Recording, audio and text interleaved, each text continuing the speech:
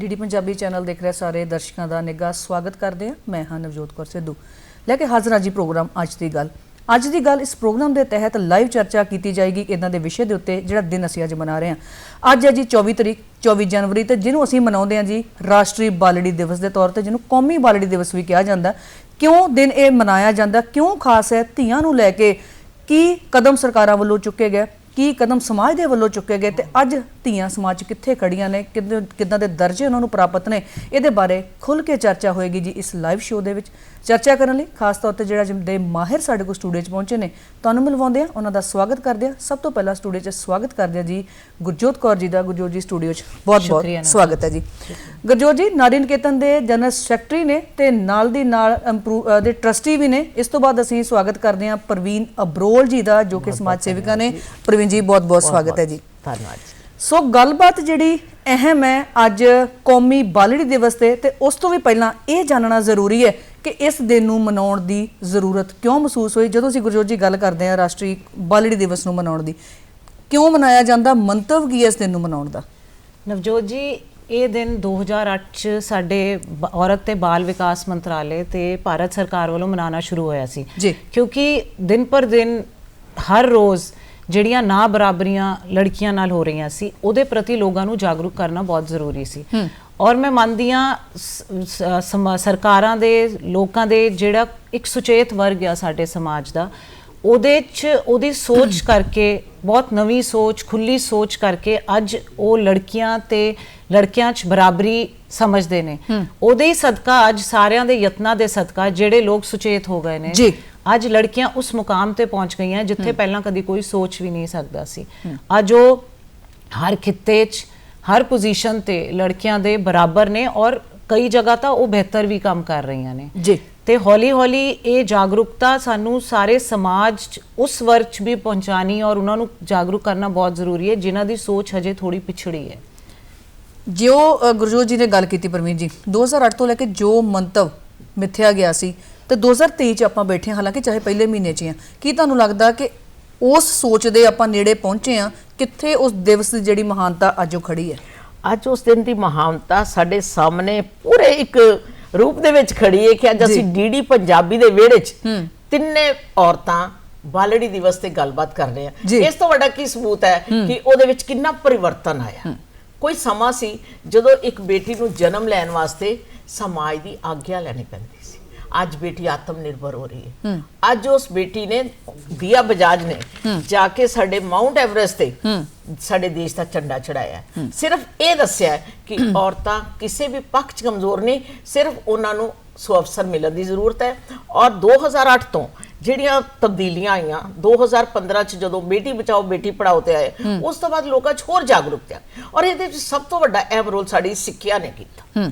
ਕਿਉਂਕਿ ਹੁਣ ਤੁਸੀਂ ਦੇਖੋ ਕਿ ਕਿੰਨੇ ਸਕੂਲ, ਕਿੰਨੇ ਕਾਲਜਿਸ ਔਰ ਕਿੰਨੇ ਮਤਲਬ ਸਟੂਡੈਂਟਸ, ਫੀਮੇਲ ਸਟੂਡੈਂਟਸ ਨੇ ਜਿਹਦੇ 'ਚ ਮਾਂ-ਬਾਪ ਹਰ ਚਾਹ ਰਿਹਾ, ਜਿਹੜਾ ਮਾਂ-ਬਾਪ ਬਰਤਨ ਵੀ ਸਾਫ਼ ਕਰ ਰਿਹਾ ਉਹ ਵੀ ਚਾਹੁੰਦਾ ਕਿ ਮੈਂ ਆਪਣੀ ਬੇਟੀ ਪੜਾਵਾਂ। ਇਹ ਹੈ ਬਦਲਾਅ। ਬਿਲਕੁਲ ਸਹੀ।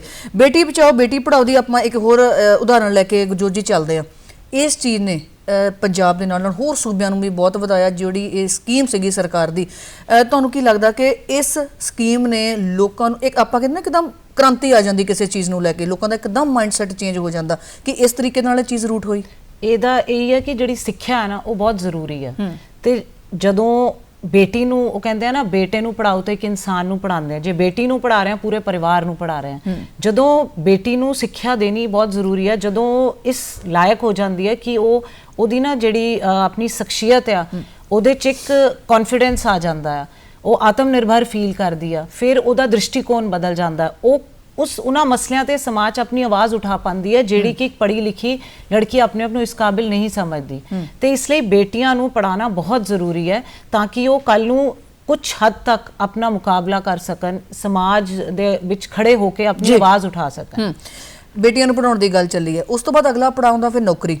ਹੁਣ ਜਦੋਂ ਅਸੀਂ ਫਿਰ ਗੱਲ ਕਰਦੇ ਹਾਂ ਧੀਆਂ ਦੀ, ਤਾਂ ਪੜ੍ਹਾਈ ਤੋਂ ਬਾਅਦ ਨੌਕਰੀਆਂ ਦੇ ਮੌਕੇ ਕਿੰਨੇ ਕੁ ਪੈਦਾ ਹੋਏ, ਕਿੰਨੀ ਕੁ ਥਾਂ ਤੇ ਉਹਨਾਂ ਨੂੰ ਆਪਣੇ ਆਪ ਨੂੰ ਰੋਕਣਾ ਪਿਆ, ਘੁੱਟਣਾ ਪਿਆ, ਜਾਂ ਤੁਹਾਨੂੰ ਲੱਗਦਾ ਕਿ ਇਹ ਜਿਹੜਾ ਸਿਸਟਮ ਹੈ ਉਹਨੇ ਇਸ ਚੀਜ਼ ਨੂੰ ਐਕਸੈਪਟ ਕੀਤਾ? ਇਹਦੇ ਸਿਸਟਮ 'ਚ ਦੇਖੋ ਕਮਜ਼ੋਰੀਆਂ ਤਾਂ ਹਮੇਸ਼ਾ ਰਹਿਣਗੀਆਂ, ਪਰ ਜਦੋਂ ਇਹ ਸਿੱਖਿਆ, ਜਦੋਂ ਇਹ ਜਾਗਰੂਕਤਾ, ਜਦੋਂ ਇਹ ਪਰਿਵਾਰ ਦੀ ਇੱਕ ਸਪੋਰਟ ਜੀ ਬਾਲੜੀ ਨੂੰ ਮਿਲੇਗੀ ਤੇ ਉਹ ਹਰ ਖੇਤਰ ਦੇ ਵਿੱਚ ਨਾਂ ਕਮਾਏਗੀ। ਤੁਸੀਂ ਦੇਖੋ ਕਿ ਕੋਈ, ਮੈਨੂੰ ਨਹੀਂ ਲੱਗਦਾ ਕਿ ਚਾਹੇ ਫੌਜ ਤੋਂ ਲੈ ਲਓ, ਜਿੱਥੋਂ ਤੱਕ ਮਰਜ਼ੀ ਦੇਖ ਲਓ, ਕੋਈ ਇਸ ਤਰ੍ਹਾਂ ਦਾ ਖੇਤਰ ਨਹੀਂ ਜਿਹੜਾ ਲੜਕੀਆਂ ਤੋਂ ਅਛੂਤਾ ਹੈ। ਔਰ ਉਸ ਤੋਂ ਦੂਸਰੀ ਇਹ ਗੱਲ ਹੈ ਕਿ ਉਹ ਚੋ ਸਕਸੈਸਫੁਲ ਨੇ, ਰੇਟ ਸਕਸੈਸਫੁਲ ਰੇਟ ਜ਼ਿਆਦਾ ਹੈ। ਇਸ ਕਰਕੇ ਬੇਟੀਆਂ ਓਨੀਆਂ ਹੀ ਸਿੰਸੀਅਰ ਹੁੰਦੀਆਂ, ਜਿੰਨੀਆਂ ਕਰ ਓਨੀਆਂ ਹੀ ਬਾਹਰ। ਕੋਈ ਐਸਾ ਖੇਤਰ ਨਹੀਂ ਹੈ ਜਿੱਥੇ ਉਹ ਪੂਰੇ ਆਪਣੀ ਹਿੰਮਤ ਹੌਸਲੇ, ਔਰ ਹੁਣ ਉਹ ਚੀਜ਼ਾਂ ਨਹੀਂ ਰਹਿ ਗਈਆਂ ਕਿ ਉਹਨੂੰ ਬਾਹਰ ਜਾਣ ਤੋਂ ਡਰ ਲੱਗਦਾ ਹੈ ਜਾਂ ਨਹੀਂ। ਇਸ ਦੇ ਵਿੱਚ ਛੋਟਾ ਜਿਹਾ ਜੇ ਕਿਤੇ ਐਡ ਹੋ ਜਾਏ, ਮਾਂ-ਬਾਪ ਜੇ ਬੱਚੇ ਨੂੰ ਬਿਨਾਂ ਲਿੰਗ ਭੇਦ ਤੋਂ ਦੋਨਾਂ ਬੱਚਿਆਂ ਨੂੰ ਬਰਾਬਰ ਦੇਣ, ਤੇ ਜਿਸ ਤਰ੍ਹਾਂ ਵੈਸਟ ਹੁੰਦਾ ਹੈ, ਉਹਨਾਂ ਦੀ ਪਰਸਨੈਲਿਟੀ ਡਿਵੈਲਪਮੈਂਟ ਬਾਲੜੀ ਦੀ ਵੀ ਉਸੇ ਬੱਚੇ ਵਾਂਗੂ ਹੁੰਦੇ ਜਿਹੜਾ ਬੜੀ ਆਕੜ ਕੇ ਬਾਹਰ ਤੁਰਦਾ ਕਿ ਮੈਂ ਪੁੱਤਰ। ਜੀ ਬਿਲਕੁਲ ਸਹੀ। ਨਵਜੋਤ ਜੀ, ਤੁਸੀਂ ਨੌਕਰੀ ਦੀ ਗੱਲ ਕੀਤੀ ਸੀ, ਮੈਂ ਤੁਹਾਡੇ ਨਾਲ ਇਹ ਗੱਲ ਜ਼ਰੂਰ ਸਾਂਝੀ ਕਰੂੰਗੀ ਕਿ ਨੌਕਰੀ 'ਚ ਅੱਜ ਲੜਕੇ ਲੜਕੀਆਂ ਦੋਨਾਂ ਨੂੰ ਬਰਾਬਰ ਮਿਲਦੀ ਆ ਨੌਕਰੀ ਉਹਦੀ, ਪਰ ਮੈਂ ਜੋ ਦੇਖਦੀ ਆ, ਰੋਜ਼ ਪੜ੍ਹਦੇ ਆ, ਸੁਣਦੇ ਆ, ਕਈ ਜਗ੍ਹਾ ਤੇ ਅਸੀਂ ਮਹਿਸੂਸ ਕਰਦੇ ਆ ਕਿ ਲੜਕੀਆਂ ਜ਼ਿਆਦਾ ਬਿਹਤਰ ਕਰ ਰਹੀਆਂ ਲੜਕਿਆਂ ਤੋਂ। ਉਹਨਾਂ ਦੀ ਐਫੀਸ਼ੀਐਂਸੀ ਔਰ ਉਹਨਾਂ ਦੀ ਜਿਹੜੀ ਉਹ ਹੈ ਨਾ ਸਿੰਸੈਰਿਟੀ ਜ਼ਿਆਦਾ ਹੈ, ਕਮਿਟਮੈਂਟ ਜ਼ਿਆਦਾ ਹੈ, ਚਾਹੇ ਉਹ ਵਿਆਹੀਆਂ ਹੋਣ ਚਾਹੇ ਉਹ ਵਿਆਹੀਆਂ ਨਹੀਂ ਹੈ। ਇਹੀ ਕਮਿਟਮੈਂਟ ਉਹਨਾਂ ਦੀ ਆਪਣੇ ਘਰਾਂ 'ਚ ਹੈ, ਆਪਣੇ ਮਾਂ-ਬਾਪ ਨਾਲ ਹੈ, ਆਪਣੀ ਫੈਮਿਲੀ ਨਾਲ ਹੈ, ਇਹੀ ਕਮਿਟਮੈਂਟ ਉਹ ਬਾਹਰ ਸਮਾਜ ਕਰਦੇ। ਪਰ ਇਹਦੇ ਬਾਵਜੂਦ ਅਗਰ ਆਪਾਂ ਚੀਜ਼ ਇਸ ਚੀਜ਼ ਨੂੰ ਵੀ ਥੋੜਾ ਜਿਹਾ ਛੋ ਲਈਏ ਕਿ ਇਹਦੇ ਬਾਵਜੂਦ ਜਦੋਂ ਲੜਕੀਆਂ ਦੇ ਕਿਤੇ ਨੌਕਰੀ ਕਰਨ ਦੀ ਗੱਲ ਆਉਂਦੀ ਹੈ, ਇੱਕ ਵਾਰੀ ਸਾਡੇ ਮਨ 'ਚ, ਚਾਹੇ ਉਹਦੀ ਪੈਰੈਂਟਲ ਫੈਮਿਲੀ ਹੈ ਚਾਹੇ ਉਹਦੇ ਲੌਸ ਫੈਮਿਲੀ ਹੈ, ਅਸੀਂ ਇੱਕ ਵਾਰੀ ਉਹਨੂੰ ਜ਼ਰੂਰ ਵਿਚਾਰਦੇ ਹਾਂ। ਅੱਛਾ, ਅਸੀਂ ਪੌਜ਼ ਦਿੰਦੇ ਹਾਂ ਉਸ ਗੱਲ ਤੇ, ਅੱਛਾ ਹੁਣ ਤੂੰ ਨੌਕਰੀ ਕਰਨੀ ਹੈ। ਹੁਣ ਉਹ ਜਿਹੜਾ ਮਾਈਂਡਸੈਟ ਹੈ, ਕੀ ਤੁਹਾਨੂੰ ਆਪਾਂ ਨੂੰ ਲੱਗਦਾ ਕਿ ਉਹ ਵੀ ਸਮੇਂ ਦੇ ਨਾਲ ਬਦਲਿਆ ਜਾਂ ਬਦਲ ਰਿਹਾ ਜਾਂ ਕਿੰਨਾ ਕੁ ਬਦਲ ਗਿਆ? ਉਹਦੀ ਮਾਈਂਡਸੈਟ ਮਾਂ-ਬਾਪ ਦੇ ਦਿਮਾਗ 'ਚ ਆਉਣਾ ਬਹੁਤ ਨੈਚੁਰਲ ਹੈ, ਕਿਉਂਕਿ ਗੱਲ ਉੱਥੇ ਹੀ ਆ ਜਾਂਦੀ ਹੈ, ਕਿਉਂਕਿ ਸਾਡਾ ਜਿਹੜਾ ਸਮਾਜ ਆ ਉਹਦੇ ਸਾਰੇ ਵਰਗ ਇੰਨੇ ਸੁਚੇਤ ਨਹੀਂ ਹੋਏ।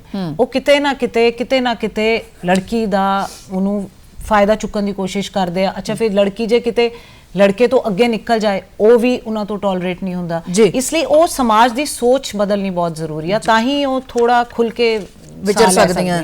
ਸਮਾਜਿਕ ਸੁਰੱਖਿਆ ਦੀ ਆਪਾਂ ਗੱਲ ਕਰਦੇ ਹਾਂ, ਕਿਉਂਕਿ ਗੱਲ ਇਹਦੇ ਨਾਲ ਕਿਤੇ ਨਾ ਕਿਤੇ ਜੁੜੀ ਹੈ। ਜੌਬ ਸਿਕਿਉਰਿਟੀ ਦੀ ਆਪਾਂ ਗੱਲ ਕਰਦੇ ਤਾਂ ਉਹ ਤੋਂ ਬਾਅਦ ਸਮਾਜਿਕ ਸੁਰੱਖਿਆ ਦੀ ਗੱਲ ਕਰਦੇ ਹਾਂ। ਟੀਜ਼ਿੰਗ ਹੈ, ਚਾਹੇ ਕਿਸੇ ਵੀ ਤਰ੍ਹਾਂ ਦੀ ਕੋਈ ਦਿੱਕਤ ਆਉਂਦੀ ਹੈ, ਉਸ ਚੀਜ਼ ਨੂੰ ਤੁਹਾਨੂੰ ਲੱਗਦਾ ਕਿ ਕਿੰਨਾ ਕੁ ਸੁਧਾਰ ਹੋ ਰਿਹਾ? ਲੜਕੀਆਂ ਚੇਤਨ ਹੋ ਰਹੀਆਂ, ਮਾਪੇ ਚੇਤਨ ਹੋ ਰਹੇ, ਜਾਂ ਸੁਸਾਇਟੀ ਥੋੜੀ ਜਿਹੀ ਇਹਨਾਂ ਚੀਜ਼ਾਂ ਤੇ ਕੋਆਪਰੇਟ ਕਰਨਾ ਸ਼ੁਰੂ ਕਰ ਚੁੱਕੀ ਹੈ? ਬਿਲਕੁਲ ਕਰ ਚੁੱਕੀ ਹੈ। ਕਾਰਨ ਇਸ ਤਰ੍ਹਾਂ ਕਿ ਜਿਸ ਤਰ੍ਹਾਂ ਤੁਸੀਂ ਕਿਹਾ ਕਿ ਦੇਖੋ ਸੁਰੱਖਿਆ ਬਹੁਤ ਜ਼ਰੂਰੀ ਹੈ। ਸਾਡੇ ਸਮਾਜ ਕੁਝ ਵਰਗ ਜਿਸ ਤਰ੍ਹਾਂ ਨਸ਼ਾ ਬਹੁਤ ਹੈ, ਕਈ ਵਾਰੀ ਇਸ ਤਰ੍ਹਾਂ ਦੇ ਲੋਕ ਉਹਨਾਂ ਦੇ ਮਗਰ ਲੱਗ ਜਾਂਦੇ ਜਾਂ ਕੋਈ ਵੀ ਤਬਦੀਲ, ਪਰ ਉਹਦੇ ਵਿੱਚ ਹੁਣ ਸਰਕਾਰਾਂ ਨੇ ਕੁਝ ਇਸ ਤਰ੍ਹਾਂ ਦੀਆਂ ਹੈਲਪਲਾਈਨਸ ਬਣਾ ਦਿੱਤੀਆਂ। ਸਭ ਤੋਂ ਵੱਡਾ ਸਾਨੂੰ ਹੈਲਪਲਾਈਨਸ ਦਾ ਫਾਇਦਾ, ਜਿਸ ਤਰ੍ਹਾਂ ਉਸ ਦਿਨ ਵੀ ਗੱਲ ਹੋ ਰਹੀ ਸੀ ਕਿ 181 ਤੇ 112 ਤੇ ਜਾਂ 1091 ਤੇ ਬਹੁਤ ਸਾਰੀਆਂ ਸਹੂਲਤਾਂ ਦੇ ਦਿੱਤੀਆਂ ਕਿ ਜੇ ਲੜਕੀ ਨੂੰ ਜ਼ਰੂਰਤ ਹੋਵੇ ਤੇ ਉਹ ਇਸ ਤੇ ਕਾਲ ਕਰ ਸਕਦੀ, ਸੁਰੱਖਿਅਤ ਰਹਿ। ਦੂਸਰਾ, ਜਦੋਂ ਪੇਰੈਂਟਸ ਜਿਹੜੇ ਆ ਉਹਨੂੰ ਐਜੂਕੇਸ਼ਨ ਦੇਣ ਦੇ ਨਾਲ ਨਾਲ ਸਕੂਲਾਂ ਕਾਲਜਿਸ ਦੇ ਵਿੱਚ ਵੀ ਬਹੁਤ ਸਾਰੇ ਐਸੇ ਸੈਮੀਨਾਰਸ ਹੁੰਦੇ ਨੇ, ਬਹੁਤ ਸਾਰੇ ਐਸੇ ਪ੍ਰੋਗਰਾਮਸ ਹੁੰਦੇ ਨੇ ਜਿਹਦੇ 'ਚ ਉਹਨੂੰ ਦੱਸਿਆ ਜਾਂਦਾ ਵੀ ਜਦੋਂ ਵੀ ਕੋਈ ਵਕਤ ਪਵੇ ਉਸ ਨੂੰ ਕਿਸ ਤਰ੍ਹਾਂ ਸੰਭਾਲਣਾ ਹੈ। ਸੋ ਇਹ ਥੋੜਾ ਜਿਹਾ ਟਾਈਮ ਸੁਰੱਖਿਆ ਨੂੰ ਹੋਰ ਲੱਗੇਗਾ ਜੀ। ਐਜੂਕੇਸ਼ਨ ਵੱਲੋਂ ਕੋਈ ਕਮੀ ਨਹੀਂ, ਮਾਪਿਆਂ ਵੱਲੋਂ ਕੋਈ ਕਮੀ ਨਹੀਂ, ਪਰ ਸਿਰਫ ਥੋੜੀ ਜੀ ਹੈ ਤੇ ਸੁਰੱਖਿਆ ਗੁਰਜੋ ਥੋੜੀ ਜੀ ਕਮੀ ਜਿਹੜੀ ਹੈ ਉਹ ਸੁਰੱਖਿਆ 'ਚ ਹੈ। ਉੱਥੋਂ ਥੋੜਾ ਜਿਹਾ ਅਸੀਂ ਡਰ ਜਾਂਦੇ ਹਾਂ। ਉਹਦੇ 'ਚ ਮੈਂ ਇਹ ਗੱਲ ਜ਼ਰੂਰ ਕਹਿਣੀ ਚਾਹੂੰਗੀ ਕਿ ਜਿਹੜੇ ਸਾਨੂੰ ਘਰ ਦੇ ਵਿੱਚ ਨਾ ਬੇਟਿਆਂ ਨੂੰ ਜਾਗਰੂਕ ਕਰਨਾ ਬਹੁਤ ਜ਼ਰੂਰੀ ਹੈ। ਬਚਪਨ ਤੋਂ ਹੀ ਅਗਰ ਮਾਤਾ ਪਿਤਾ ਬੇਟੇ ਨੂੰ ਇਹ ਸਿਖਾਣ ਕਿ ਤੁਸੀਂ ਲੜਕੀ ਦੀ ਇੱਜ਼ਤ ਕਰਨੀ ਆ ਜੀ, ਵੱਡੇ ਹੁੰਦੇ ਤੱਕ ਉਹਨਾਂ ਦੇ ਮਨ 'ਚ ਇਹ ਪ੍ਰਿੰਸੀਪਲਸ ਪਾਏ ਜਾਣ। ਅਗਰ ਕਿਉਂਕਿ ਕੀ ਹੋ ਰਿਹਾ ਹੈ ਕਿ ਲੜਕੀ ਜਿੱਥੇ ਜਿਹੜੇ ਲੜਕਿਆਂ ਨੂੰ ਕੋਈ ਹੈ ਹੀ ਨਹੀਂ, ਨਾ ਉਹਨਾਂ ਨੂੰ ਪਰਿਵਾਰ ਦਾ ਕੋਈ, ਨਾ ਕਿਸੇ ਨੇ ਸਿਖਾਇਆ, ਉਹ ਇਸੇ ਆਕੜ 'ਚ ਘੁੰਮਦੇ ਨੇ, ਉੱਥੇ ਉਹ ਗਲਤ ਗੱਲ ਹੋ ਜਾਂਦੀ ਹੈ। ਔਰ ਉਹ ਜੇ ਉਹ ਲੜਕੇ ਇੱਜ਼ਤ ਕਰਨਗੇ ਲੜਕੀ ਦੀ, ਤਾਂ ਉਹ ਕਦੀ ਵੀ ਸਮਾਜ ਕਿਤੇ ਲੜਕੀ ਨਾਲ ਗਲਤ ਹੋ ਰਿਹਾ ਉਹ ਦੇਖ ਨਹੀਂ ਸਕਣਗੇ, ਔਰ ਜਿਹੜੀ ਸਮਾਜਿਕ ਸੁਰੱਖਿਆ ਜਿਹੜੀ ਉਹ ਲੜਕੀ ਮਹਿਸੂਸ ਨਹੀਂ ਕਰਦੀ। ਅੱਛਾ, ਇੱਕ ਚੀਜ਼ ਹੋਰ ਹੈ ਜੋ ਜੀ, ਜਿਹੜਾ ਲੱਗਦਾ ਕਿ ਲੜਕੀਆਂ ਨੇ ਹੁਣ ਬਦਲਦੇ ਸਮੇਂ ਦੇ ਨਾਲ, ਕੀ ਤੁਹਾਨੂੰ ਲੱਗਦਾ ਕਿ ਆਵਾਜ਼ ਚੁੱਕਣੀ ਸ਼ੁਰੂ ਕਰ ਦਿੱਤੀ ਹੈ, ਚਾਹੇ ਕਿਸੇ ਵੀ ਮੈਟਰ ਤੇ ਹੋਵੇ ਉਹ ਚੀਜ਼? ਇਹਦਾ ਬਹੁਤ ਫਰਕ ਪਿਆ, ਔਰ ਇਹਦੇ 'ਚ ਮੈਂ ਕਿਸੇ ਹੱਦ ਤੱਕ ਸੋਸ਼ਲ ਮੀਡੀਆ ਦਾ ਵੀ ਧੰਨਵਾਦ ਕਰਦੀ ਹਾਂ, ਕਿਉਂਕਿ ਪਹਿਲਾਂ ਆਵਾਜ਼ ਪਹੁੰਚਦੀ ਨਹੀਂ ਸੀਗੀ। ਹੁਣ ਕੁਝ ਹੁੰਦਾ ਹੈ, ਸੋਸ਼ਲ ਮੀਡੀਆ ਤੇ ਆਵਾਜ਼ ਪਹੁੰਚ ਜਾਂਦੀ ਹੈ ਔਰ ਕਿਸੇ ਹੱਦ ਤੱਕ ਉਹਦਾ ਜਸਟਿਸ ਵੀ ਮਿਲਦਾ ਹੈ। ਪਰ ਉਹਦੇ 'ਚ ਇੱਕ ਹੀ ਗੱਲ ਆ ਜਾਂਦੀ ਹੈ ਕਿ ਇਸ ਗੱਲ ਨੂੰ ਹੋਰ ਬੜਾਵਾ ਮਿਲਦਾ ਹੈ। ਸਾਡੇ ਜਿਹੜੀ ਸਮਾਜ ਦੀ ਮਾਨਸਿਕਤਾ ਹੈ, ਉਹ ਜਦੋਂ ਤੱਕ ਉਹ ਠੀਕ ਨਹੀਂ ਹੁੰਦੀ, ਇਹ ਚੀਜ਼ ਵੱਧਦੀ ਰਹੇਗੀ। ਉਹਦੇ ਲਈ ਲੜਕਿਆਂ ਦਾ ਬਹੁਤ ਵੱਡਾ ਰੋਲ ਪੇਰੈਂਟਸ ਨੂੰ ਕਰਨਾ ਪਏਗਾ, ਉਹਨਾਂ ਨੂੰ ਪੜ੍ਹਾਉਣ 'ਚ ਔਰ ਉਹਨਾਂ ਨੂੰ ਜਾਗਰੂਕਤਾ ਕਰਨ 'ਚ। ਇੱਕ ਇਹਦਾ ਇਹ ਵੀ ਕਾਰਨ ਹੈ ਕਿ ਜਿਹੜੀ ਅੱਜ ਕੱਲ੍ਹ ਬੇਰੁਜ਼ਗਾਰੀ ਆ, ਉਹ ਬੇਰੁਜ਼ਗਾਰੀ ਨਾਲ ਗਲਤ ਕਦਮ ਚੁੱਕ ਲੈਂਦੇ ਔਰ ਬੇਰੁਜ਼ਗਾਰੀ ਨਾਲ ਹੀ ਉਹ ਫਿਰ ਫੀਲ ਕਰਦੇ ਆ ਕਿ ਜਿਹੜੀ ਲੜਕੀ ਆ ਉਹਨਾਂ ਤੋਂ ਵੀਕਰ ਸੈਕਸ਼ਨ ਮੰਨਦੇ ਨੇ ਤੇ ਉਹ ਸਾਰਾ ਜ਼ੋਰ ਉਹਦੇ ਤੇ ਅਜਮਾ ਦਿੰਦੇ ਆ, ਭਾਵੇਂ ਭੈਣ ਹੈ ਭਾਵੇਂ ਵਾਈਫ ਹੈ। ਤੇ ਉੱਥੇ ਇਹੀ ਗੱਲ ਆ ਜਾਂਦੀ ਹੈ ਕਿ ਪੜ੍ਹੇ ਲਿਖੇ ਸਮਾਜ ਨੂੰ ਔਰ ਸੁਚੇਤ ਕਰਨਾ ਲੜਕਿਆਂ ਨੂੰ ਬਹੁਤ ਜ਼ਰੂਰੀ ਹੈ। ਜਿੱਥੇ ਅਸੀਂ ਨਵੀਆਂ ਸਕੀਮਾਂ ਲਿਆਂਦੀਆਂ, ਆਪਾਂ ਬੇਟੀ ਬਚਾਓ ਬੇਟੀ ਪੜਾਓ ਦੀ ਗੱਲ ਕੀਤੀ, ਆਪਾਂ ਸਰਕਾਰ ਦੀ ਚਾਹੇ ਸੁਕੰਨਿਆ ਯੋਜਨਾ ਦੀ ਗੱਲ ਕਰੀਏ, ਚਾਹੇ ਭਰੂਣ ਹੱਤਿਆ ਨੂੰ ਰੋਕਣ ਦੀ ਗੱਲ ਕਰ ਦਈਏ, ਬਹੁਤ ਸਾਰੀਆਂ ਚੀਜ਼ਾਂ ਸਰਕਾਰ ਦੀ ਮੋਨੀਟਰਿੰਗ ਜਿਹੜੀ ਚੱਲ ਰਹੀ ਹੈ। ਧੰਨਵਾਦ ਕਰਦੇ ਹਾਂ ਸਮਾਜ ਸੇਵੀ ਸੰਸਥਾਵਾਂ ਦੀ, ਉਹ ਵੀ ਬਹੁਤ ਉਪਰਾਲੇ ਦੇ ਲਈ ਕਰ ਰਹੀਆਂ। ਬਿਲਕੁਲ ਮਾਪਿਆਂ ਨੂੰ ਲੈ ਕੇ ਕੀ ਖਾਸ ਤੌਰ ਤੇ ਜਿਹਨੇ ਬੱਚੀ ਨੂੰ ਬਰਥ ਦੇਣਾ, ਸਭ ਤੋਂ ਵੱਡੀ ਜ਼ਿੰਮੇਵਾਰੀ ਪਹਿਲਾਂ ਉਹਨਾਂ ਤੇ ਆ ਜਾਂਦੀ ਹੈ ਕਿ ਮਾਪਿਆਂ ਨੂੰ ਲੈ ਕੇ ਕੋਈ ਇਦਾਂ ਦੀ ਕਾਉਂਸਲਿੰਗ ਹੋ ਰਹੀ ਹੈ ਜਾਂ ਹੋਣੀ ਚਾਹੀਦੀ ਹੈ ਜਾਂ ਹੋ ਸਕਦੀ ਹੈ ਜਿਹਦੇ ਨਾਲ ਇਹ ਚੀਜ਼ ਨੂੰ ਅਸੀਂ ਹੋਰ ਵਧੀਆ ਤਰੀਕੇ ਨਾਲ ਸੁਧਾਰ ਸਕੀਏ। ਸਭ ਤੋਂ ਅੱਛਾ ਸਵਾਲ ਜੀ, ਇਹ ਸਭ ਤੋਂ ਅੱਛਾ। ਜਿਸ ਤਰ੍ਹਾਂ ਮੈਂ ਇੱਕ ਆਰਟੀਕਲ ਇਹ ਲਿਖਿਆ ਸੀ ਕਿ ਵਿਆਹ ਤੋਂ ਵੀ ਪਹਿਲੇ ਹੋਵੇ ਕਾਉਂਸਲਿੰਗ। ਕਈ ਵਾਰੀ ਕੀ ਹੁੰਦਾ, NRI ਆਉਂਦੇ ਨੇ, ਪਤਾ ਨਹੀਂ ਹੁੰਦਾ ਕਿ ਉਹ ਇੱਕ ਦਿਖਾ ਕੇ ਬਹੁਤ ਸਾਰੀਆਂ ਪੜ੍ਹੀਆਂ ਲਿਖੀਆਂ ਕੁੜੀਆਂ ਅਨਪੜ੍ਹ ਲੜਕੇ ਨਾਲ ਵਿਆਹ ਕਰਾ ਕੇ ਚਲੀਆਂ ਨੇ।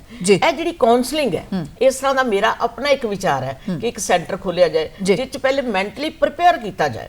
ਜਿਸ ਮਾਂ ਨੇ ਉਸ ਬੱਚੀ ਨੂੰ ਜਨਮ ਦੇਣਾ, ਉਸ ਦੇ ਪ੍ਰਤੀ ਉਹਦੀਆਂ ਕੋਈ ਜ਼ਿੰਮੇਵਾਰੀਆਂ ਨੇ ਔਰ ਕਿਸ ਤਰ੍ਹਾਂ ਉਸ ਬੱਚੀ ਨੂੰ ਇੱਕ ਦੇਸ਼ ਵਾਸਤੇ ਇੱਕ ਅੱਛਾ ਨਾਗਰਿਕ ਦੇਣਾ। ਜੀ, ਸਭ ਤੋਂ ਵੱਡੀ ਗੱਲ ਹੈ ਇੱਕ ਦੇਸ਼ ਦਾ, ਕਿਉਂਕਿ ਦੇਖੋ ਅੱਧੀ ਆਬਾਦੀ ਦਾ ਨਾਂ ਔਰਤ ਹੈ ਔਰ ਇਸ ਦਾ ਸਮਾਨ ਲਿਆਉਣ ਦੇ ਵਿੱਚ ਬਹੁਤ ਵੱਡਾ ਯੋਗਦਾਨ ਹੈ, ਸਮਾਨਤਾ ਦੇ ਵਿੱਚ ਬਹੁਤ ਯੋਗਦਾਨ ਹੈ, ਜਿਸ ਦੀ ਨੀਂਹ ਜਿਹੜੀ ਹੈ ਇਹ ਬਾਲੜੀ ਰੱਖਦੀ ਹੈ।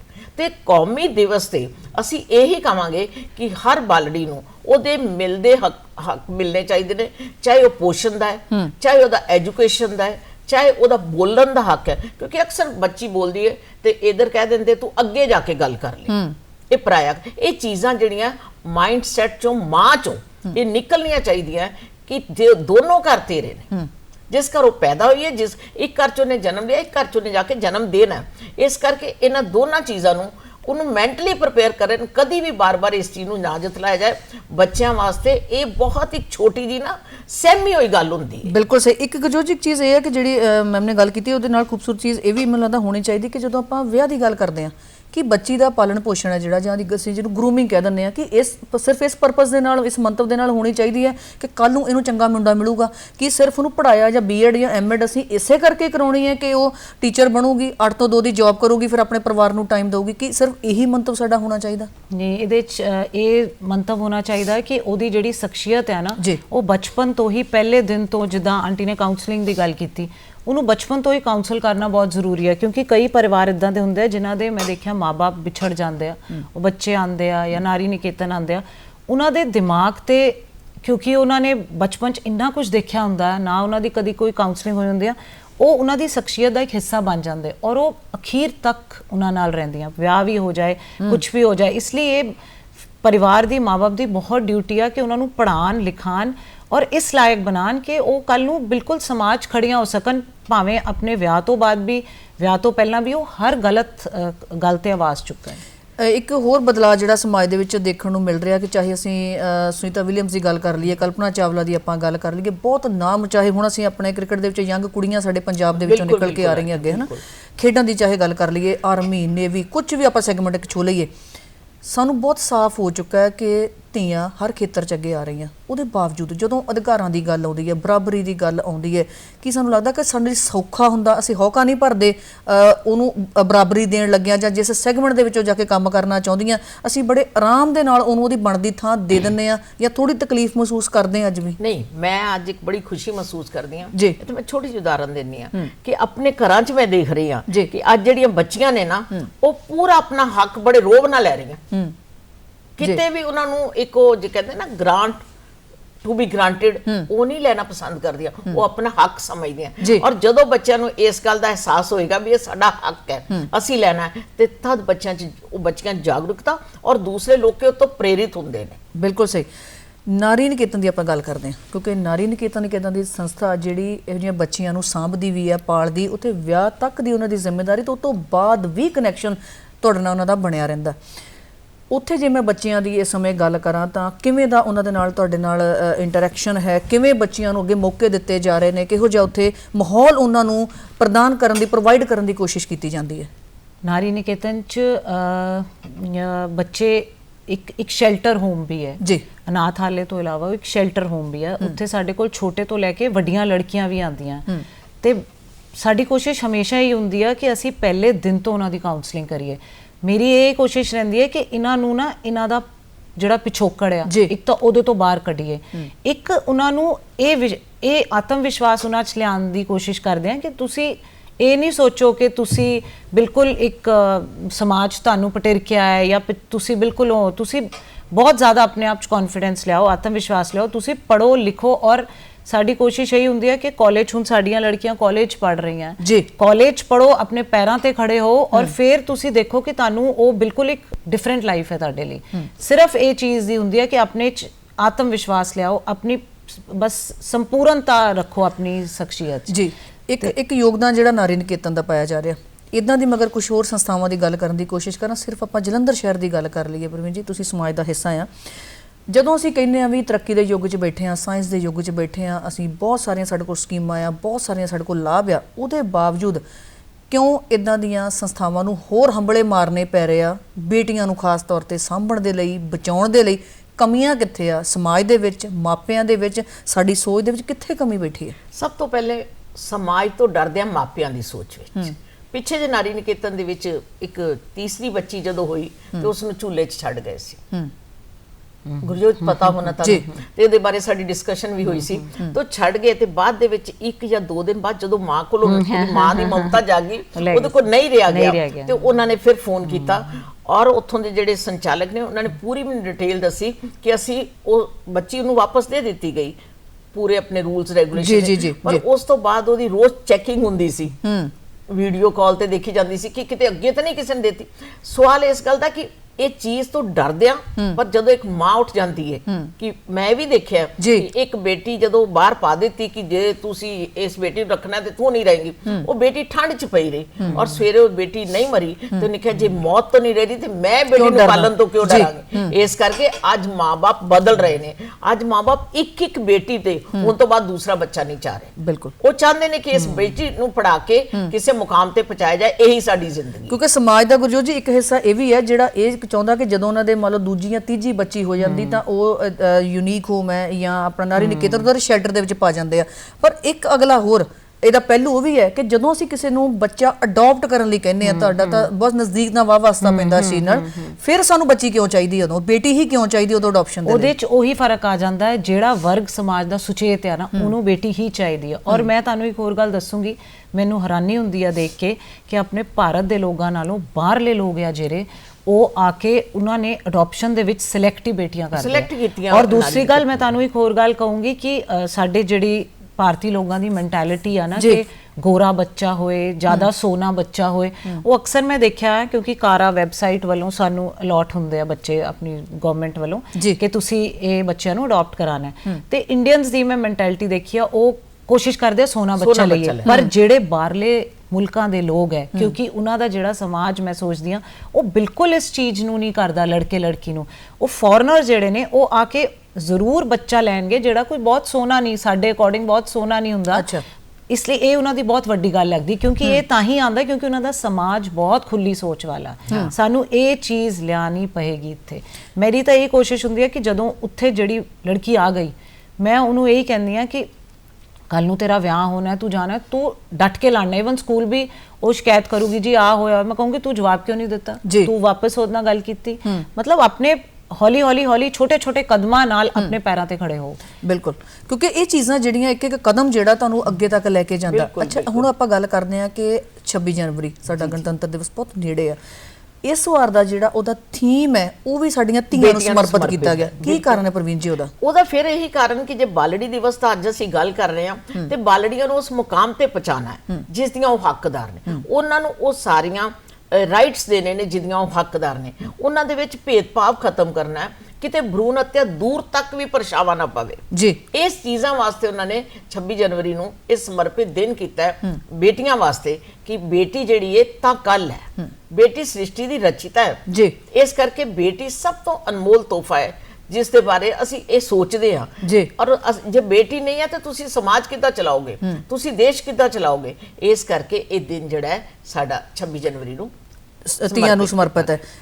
ਭਰੂਣ ਹੱਤਿਆ ਦੀ ਆਪਣੀ ਗੱਲ ਚੱਲੀ ਵਿੱਚ ਪ੍ਰਵੀਨ ਜੀ ਨੇ ਜ਼ਿਕਰ ਕੀਤਾ ਉਸ ਗੱਲ ਦਾ। ਜੇ ਮੈਂ ਅੱਜ ਦੇ ਸਮੇਂ ਦੀ ਗੱਲ ਕਰਾਂ ਗੁਰਜੋਤ ਜੀ, ਕੀ ਤੁਹਾਨੂੰ ਲੱਗਦਾ ਕਿ ਹਜੇ ਵੀ ਅਸੀਂ ਉਸ ਦੌਰ ਦੇ ਵਿੱਚ ਹੈਗੇ ਆ ਜਿਹਦੇ ਵਿੱਚ ਭਰੂਣ ਹੱਤਿਆ ਵਰਗੇ ਜਿਹੜੇ ਸ਼ਬਦ ਨੇ ਸਾਡੇ ਸਮਾਜ ਦਾ ਹਿੱਸਾ ਹੈਗੇ ਆ ਨਵਜੋਤ ਜੀ? ਜੀ ਹੁਣ ਇਹ ਹੋ ਚੁੱਕਾ ਹੈ ਕਿ ਜਿਹੜੇ ਲੋਕ ਉਹੀ ਗੱਲ ਆ ਗਈ ਬਹੁਤ ਅਵੇਅਰ ਨੇ, ਉਹ ਤੇ ਬਹੁਤ ਖੁਸ਼ ਹੁੰਦੇ ਨੇ ਬੇਟੀ ਆ ਬੇਟੀ ਹੋਈ, ਪਰ ਕਈ ਜਿਹੜੇ ਨੇ ਨਾ ਉਹ ਹਜੇ ਵੀ ਭਰੂਣ ਹੱਤਿਆ ਕਰ ਰਹੇ ਨੇ। ਅਸੀਂ ਰੋਜ਼ ਖਬਰਾਂ ਵੀ ਸੁਣਦੇ ਆ, ਅਬੰਡਨ ਕਰ ਰਹੇ ਨੇ ਬੱਚਿਆਂ ਨੂੰ। ਇਹ ਹੌਲੀ ਹੌਲੀ ਉਹੀ ਗੱਲ ਆ ਜਾਂਦੀ ਹੈ, ਜਿਹੜੇ ਪਿਛੜੇ ਵਰਗ ਨੇ ਥੋੜੇ, ਸਾਨੂੰ ਉਹਨਾਂ ਨੂੰ ਬਹੁਤ ਜਾਗਰੂਕ ਕਰਨਾ ਪਏਗਾ, ਕਿਉਂਕਿ ਉਹ ਸੋਚਦੇ ਨੇ ਕਿ ਕੱਲ ਨੂੰ ਬੇਟੀ ਹੋ ਗਈ। ਹੁਣ ਇਹਦੇ 'ਚ ਇੱਕ ਹੋਰ ਕਾਰਨ ਆਉਂਦਾ ਹੈ, ਜਿਹੜੇ ਵਿਚਾਰੇ ਮਾਂ-ਬਾਪ ਜਿਨ੍ਹਾਂ ਨੇ ਮਜ਼ਦੂਰੀ ਕਰਨ ਜਾਣਾ ਹੈ, ਘਰੋਂ ਨਿਕਲਣਾ ਹੈ, ਉਹ ਆਪਣੀਆਂ ਬੇਟੀਆਂ ਨੂੰ ਬੱਚਿਆਂ ਨੂੰ ਘਰ ਇੱਦਾਂ ਹੀ ਛੱਡ ਜਾਂਦੇ ਨੇ। ਪਰ ਉਹ ਸਮਾਜ ਦੀ ਮਾਨਸਿਕਤਾ ਹੀ ਇੰਨੀ ਗੰਦੀ ਆ ਕਿ ਉਹ ਛੋਟੀ ਛੋਟੀ ਬੱਚਿਆਂ ਨੂੰ ਵੀ ਨਹੀਂ ਛੱਡਦੇ। ਸਭ ਤੋਂ ਵੱਡਾ ਕਾਰਨ ਇਸ ਲਈ ਉਹ ਮਾਂ-ਬਾਪ ਜਿਹੜੇ ਆ ਨਾ, ਉਹ ਇਹ ਸੋਚ ਤੋਂ ਡਰਦੇ ਆ ਕਿ ਸਾਡੀ ਬੇਟੀ ਹੋ ਗਈ, ਕੱਲ ਨੂੰ ਅਸੀਂ ਕੀ ਕਰਾਂਗੇ, ਬਦਨਾਮੀ ਹੋਊਗੀ। ਮਤਲਬ ਇਹ ਚੀਜ਼ਾਂ ਤਾਂ ਹੀ ਆਉਂਗੀਆਂ ਜੇ ਸਾਰੇ ਜਾਗਰੂਕ ਹੋ ਗਏ, ਬੇਟਿਆਂ ਨੂੰ ਸਿੱਖਿਆ ਦਿੱਤੀ ਜਾਊਗੀ। ਜਦੋਂ ਆਪਾਂ ਪਿੰਡਾਂ ਤੇ ਸ਼ਹਿਰਾਂ ਦੀ ਕੈਲਕੂਲੇਸ਼ਨ ਕਰਨ ਦੀ ਗੱਲ ਕਰਦੇ, ਇੱਕ ਤਾਂ ਪਹਿਲੂ ਇਹ ਜੋ ਗੁਰਜੋਤ ਜੀ ਨੇ ਗੱਲ ਕੀਤਾ ਕਿ ਜਦੋਂ ਵੀ ਅਸੀਂ ਉਸ ਚੀਜ਼ ਦੇ ਉੱਤੇ ਗੱਲ ਕਰਦੇ ਆ ਕਿ ਸਾਡੀਆਂ ਧੀਆਂ ਕਿਤੇ ਵੀ ਸੁਰੱਖਿਅਤ ਮਹਿਸੂਸ ਨਹੀਂ ਕਰਦੀਆਂ, ਨਾਲ ਦੀ ਨਾਲ ਹੁਣ ਅਸੀਂ ਥੋੜਾ ਜਿਹਾ ਇਸ ਸੋਸਾਇਟੀ ਨੂੰ ਉਹਦੇ ਹੱਲ ਦੇ ਵੱਲ ਵੀ ਆਉਣਾ, ਕਿਉਂਕਿ ਸਮਾਂ ਬਹੁਤ ਘੱਟ ਹੈ, ਕਿ ਅਸੀਂ ਕਿਹੋ ਜਿਹੇ ਉਪਰਾਲੇ ਸਾਨੂੰ ਕਰਨੇ ਚਾਹੀਦੇ, ਕਿਹੋ ਜਿਹੀ ਸੋਚ ਸਾਨੂੰ ਰੱਖਣੀ ਚਾਹੀਦੀ ਹੈ ਤਾਂ ਕਿ ਅਸੀਂ ਧੀਆਂ ਨੂੰ ਇੱਕ ਜਿਹੜਾ ਸਨਮਾਨਯੋਗ ਜਗ੍ਹਾ ਜਿਹੜੀ ਆ, ਦਰਜਾ ਜਿਹੜਾ ਉਹ ਸਮਾਜ ਦੇ ਵਿੱਚ ਦੇ ਸਕੀਏ। ਦੇਖੋ, ਜੇ ਤਾਂ ਆਪਾਂ ਮੌਲਿਕ ਅਧਿਕਾਰਾਂ ਦੀ ਗੱਲ ਕਰੀਏ ਜਾਂ ਸੰਵਿਧਾਨ ਦੀ ਕਰੀਏ, ਤੇ ਸਾਡੇ ਬਿਨਾਂ ਲਿੰਗ ਭੇਦ ਤੋਂ ਸਾਰੇ ਅਧਿਕਾਰ ਨੇ। ਇਹ ਕਿਤੇ ਸਮਾਜਿਕ ਅਧਿਕਾਰਾਂ ਦੀ ਕਮੀ ਹੈ, ਕਿਤੇ ਆਰਥਿਕਤਾ ਦੀ ਕਮੀ ਹੈ। ਜੇ ਇਹ ਚੀਜ਼ਾਂ ਥੋੜੀਆਂ ਜਿਹਾ ਇੰਪਰੂਵ ਹੋ ਜਾਣ, ਸਮਾਜਿਕ ਦਾਇਰੇ ਦੀ ਸੋਚ ਬਦਲ ਜਾਏ ਜਿਹੜੀ ਬਦਲ ਰਹੀ ਹੈ, ਔਰ ਥੋੜੀ ਕਮੀ ਹੈ, ਉਹੀ ਦੇਸ਼ ਜ਼ਿਆਦਾ ਵਿਕਸਿਤ ਹੋ ਰਹੇ ਨੇ ਜਿੱਥੇ ਲਿੰਗ ਭੇਦ ਨਹੀਂ ਹੈ। ਜੀ ਜੇ ਸਾਡੇ ਦੇ ਦੇਖੋ, ਕਦੀ ਅਸੀਂ ਇਹ ਦੇਖਿਆ ਕਿ ਕਿਸੇ ਨੇ 3 ਬੇਟਿਆਂ ਤੋਂ ਬਾਅਦ ਟੈਸਟ ਕਰਾਇਆ, ਬੇਟੀਆਂ ਤੋਂ ਬਾਅਦ ਹੀ ਕਿਉਂ ਕਰਾਉਂਦੇ? ਇਹਦਾ ਮਤਲਬ ਅਜੇ ਵੀ ਸਾਡੀ ਸੋਚ। ਇਸ ਨੂੰ ਸੰਭਾਲਣ ਵਾਸਤੇ ਵੱਧ ਤੋਂ ਵੱਧ ਸਾਡੇ ਤੁਹਾਡੇ ਵਰਗਿਆਂ ਨੂੰ, ਜਿਹੜੇ ਉਹ ਵਰਗ ਨੇ ਜਿੱਥੇ ਉਹਨਾਂ ਦੀ ਇਹੀ ਸੋਚ ਹੈ ਕਿ ਬੇਟਾ ਸਾਨੂੰ ਕੱਲ ਨੂੰ ਰੱਖੇਗਾ, ਬੇਟੀ ਨਹੀਂ ਸੰਭਾਲੇਗਾ ਸਾਨੂੰ, ਬੇਟੀ ਬੋਝ ਹੈ, ਇਹ ਕੰਜ਼ਿਊਮਰ ਹੈ, ਇਹ ਪ੍ਰੋਡਕਟਿਵ ਹੈ, ਇਹ ਚੀਜ਼ਾਂ ਦਾ ਜਦ ਦਿਮਾਗ 'ਚ ਨਿਕਲ, ਸਭ ਤੋਂ ਵੱਡੀ ਗੱਲ ਤਾਂ ਬੱਚਾ ਹੀ 1 ਜਾਂ 2 ਕਰਨ। ਇਹਦੇ ਨਾਲ ਵੀ ਸੋਚ, ਕਿਉਂਕਿ ਜਦੋਂ 4 ਬੇਟੀਆਂ ਕਰ ਲੈਂਦੇ ਨੇ, ਮੈਨੂੰ ਇਹ ਨਹੀਂ ਸਮਝ ਆਉਂਦੀ ਕਿ 5 ਭੈਣਾਂ ਨੂੰ ਇੱਕ ਭਰਾ ਦੇ ਦੇਗਾ, ਉਹ ਭਰਾ ਕਿਹਨੂੰ ਸੰਭਾਲਦਾ ਰਹੇਗਾ? ਉਹ ਹਮੇਸ਼ਾ ਸਾਡੀ ਸੋਸਾਇਟੀ 'ਚ ਕਿਉਂ ਕਲੇਸ਼ ਪੈਦਾ ਹੁੰਦੇ? ਇਹ ਛੋਟੀਆਂ ਸੋਚ ਕਰ, ਇਹ ਸੋਚ ਨੂੰ ਬਦਲਣ ਵਾਸਤੇ ਜਿਹੜਾ ਵਰਗ ਹਮੇਸ਼ਾ ਹੀ ਸਮਾਜ ਦਾ ਕੋਈ ਨਾ ਕੋਈ NGO, ਕੋਈ ਸਮਾਜ ਸੁਧਾਰਕ ਵਰਗ ਜਿਹੜਾ ਅੱਗੇ ਲੱਗਦਾ ਰਿਹਾ, ਹੁਣ ਵੀ ਕਰ ਰਿਹਾ ਹੈ, ਔਰ ਕੋਸ਼ਿਸ਼ ਹੈ ਵੀ ਅਸੀਂ ਛੇਤੀ ਹੰਬਲਾ ਮਾਰਾਂਗੇ ਤੇ ਇਹ ਸਫਲਤਾ ਨੂੰ ਜ਼ਰੂਰ ਪ੍ਰਾਪਤ ਕਰਾਂਗੇ ਕਿ ਸਾਡੀ ਬੇਟੀਆਂ ਨੂੰ ਉਹਨਾਂ ਦਾ ਮਿਲਦਾ ਹੱਕ, ਉਹਨਾਂ ਦਾ ਮਿਲਦਾ ਸਨਮਾਨ ਜ਼ਰੂਰ ਮਿਲੇ। ਗੁਰਜੋਤ ਜੀ, ਇੱਕ ਧੀ ਹੋਣ ਦੇ ਨਾਤੇ, ਨਾਰੀ ਨਿਕੇਤਨ ਦੇ ਵਿੱਚ ਇੱਕ ਟਰਸਟੀ ਹੋਣ ਦੇ ਨਾਤੇ, ਇੱਕ ਸਕਸੈਸਫੁਲ ਬਿਜ਼ਨਸ ਵੂਮਨ ਹੋਣ ਦੇ ਨਾਤੇ, ਸਾਡੀਆਂ ਧੀਆਂ ਜੋ ਪ੍ਰੋਗਰਾਮ ਦੇਖ ਰਹੇ, ਉਹਨਾਂ ਦੇ ਮਾਪੇ ਸਾਡਾ ਪ੍ਰੋਗਰਾਮ ਦੇਖ ਰਹੇ, ਤੁਸੀਂ ਉਹਨਾਂ ਨੂੰ ਕੀ ਕਹਿਣਾ ਚਾਹੁੰਦੇ? ਸਾਨੂੰ ਇੱਕ ਤੁਹਾਡੇ ਜ਼ਰੀਏ ਇੱਕ ਜਿਹੜਾ ਮੈਸੇਜ ਉਹਨਾਂ ਨੂੰ ਜ਼ਰੂਰ ਜਾਏ। ਮੈਂ ਇਨ ਸ਼ਾਰਟ ਇਹੀ ਕਹੂੰਗੀ, ਬੇਟੀ ਬਚਾਓ, ਬੇਟੀ ਪੜਾਓ ਤੇ ਬੇਟੇ ਨੂੰ ਸਮਝਾਓ। ਬੇਟਿਆਂ ਨੂੰ ਸਮਝਾਉਣਾ ਸਭ ਤੋਂ ਜ਼ਿਆਦਾ ਜ਼ਰੂਰੀ ਹੈ, ਉਹਨਾਂ ਦੀ ਮਾਨਸਿਕਤਾ ਬਦਲਣ ਦੀ ਲੋੜ ਹੈ, ਤਾਂ ਹੀ ਸਾਡੇ ਸਮਾਜ ਇੱਕ ਸੰਪੂਰਨ ਸਮਾਜ ਬਣੇਗਾ ਤੇ ਲੜਕੀਆਂ, ਸਾਡੀਆਂ ਬੇਟੀਆਂ ਉਹ ਖੁੱਲੇ ਆਸਮਾਨ ਸਾਹ ਲੈ ਸਕਣਗੀਆਂ। ਜੀ, ਕਿਉਂਕਿ ਜਦੋਂ ਅਸੀਂ ਗੱਲ ਕਰਦੇ ਹਾਂ ਸਮਾਜ ਦੀ, ਤਾਂ ਸਮਾਜ ਦੇ ਵਿੱਚ ਜ਼ਰੂਰੀ ਹੈ ਕਿ ਅਸੀਂ ਜਿੱਥੇ ਬੱਚੀਆਂ ਨੂੰ ਉਹਨਾਂ ਦਾ ਬਣਦਾ ਸਨਮਾਨ ਦਾ ਦਰਜਾ ਦੇਣਾ, ਉੱਥੇ ਨਾਲ ਦੀ ਨਾਲ ਉਹਨਾਂ ਨੂੰ ਅਸੀਂ ਬੱਚੇ ਆਪਣੇ ਜਿਹੜੇ ਬੇਟੇ ਨੇ ਸਾਡੇ, ਉਹਨਾਂ ਨੂੰ ਵੀ ਇਹ ਸਮਝਾਉਣਾ ਕਿ ਬੱਚੀਆਂ ਦਾ ਸਨਮਾਨ ਉਨਾ ਹੀ ਜ਼ਰੂਰੀ ਹੈ। ਸੋ ਜਿੰਨੀਆਂ ਸਾਡੀਆਂ ਬੱਚੀਆਂ ਨੇ, ਧੀਆਂ ਨੇ, DD ਪੰਜਾਬੀ ਦੇ ਸਮਝ ਤੋਂ ਰਾਸ਼ਟਰੀ ਬਾਲੜੀ ਦਿਵਸ ਦੀਆਂ ਉਹਨਾਂ ਨੂੰ ਬਹੁਤ ਸਾਰੀਆਂ ਮੁਬਾਰਕਾਂ। ਆਪਣੀ ਬੱਚੀਆਂ ਦਾ ਧਿਆਨ ਰੱਖੋ, ਸਤਿਕਾਰ ਕਰੋ ਉਹਨਾਂ ਦਾ, ਤੇ ਧੰਨਵਾਦ ਕਰਦੇ ਹਾਂ ਜੀ ਅੱਜ ਦੇ ਸਾਡੇ ਮਾਹਿਰ ਮਹਿਮਾਨਾਂ ਦਾ। ਬਹੁਤ ਬਹੁਤ ਸ਼ੁਕਰੀਆ ਜੀ, ਬਹੁਤ ਬਹੁਤ ਸ਼ੁਕਰੀਆ।